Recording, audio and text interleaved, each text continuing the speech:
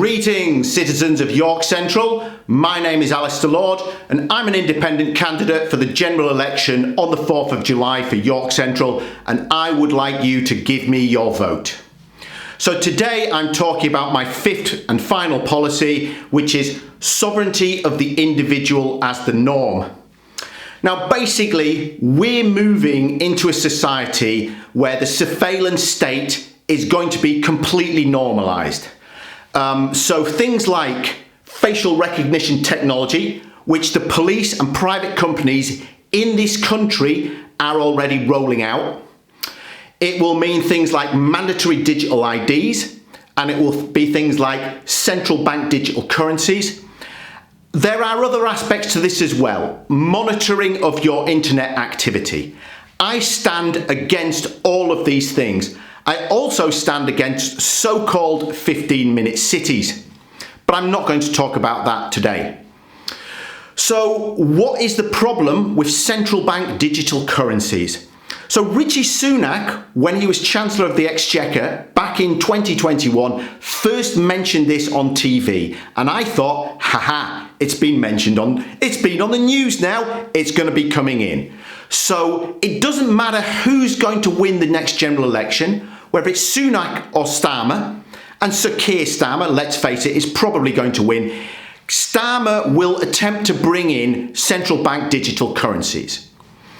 So with a central bank digital currency, there is no cash. Everything is paid for electronically, which means the people who control the system, the government or private banks, because banks mostly are not publicly owned, they will know every single transaction you ever make.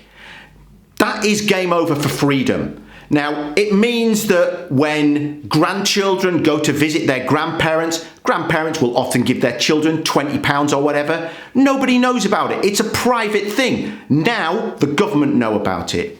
Any kind of transaction, you want to buy a television, a second-hand TV off your friend, you want to pay them £50. Before it was a private transaction, now the government know about it. They will know about every single economic transaction you're making. It's simply unacceptable, and it is game over for freedom in the United Kingdom. I've got a blog post on central bank digital currencies. If you're interested, you can read that. I'm also completely against the rollout of facial recognition technology. We are not criminals, right? The government should not be surveilling us 24/7. Now, this is massive government overreach, and it simply cannot be justified in a free society, which allegedly we are. So if we truly are a free society, we cannot have facial recognition technology, which will track you every moment of your day. And finally, I stand against mandatory digital currencies. Now, I understand that the mobile phone and certain apps can be used to make our life simpler. Of course they can. But all of these things are a double-edged sword. If you are required to always have digital ID, the government will be tracking you everywhere. And what they do with that data, I mean, who knows? But do you really want the government to know everything you're doing, everywhere you go, every transaction you make? I certainly don't. And neither do most law-abiding citizens. So, as I say, I stand for the sovereignty of the individual. Thank you for giving me your time today. And remember, on July the 4th in York Central, vote Lord.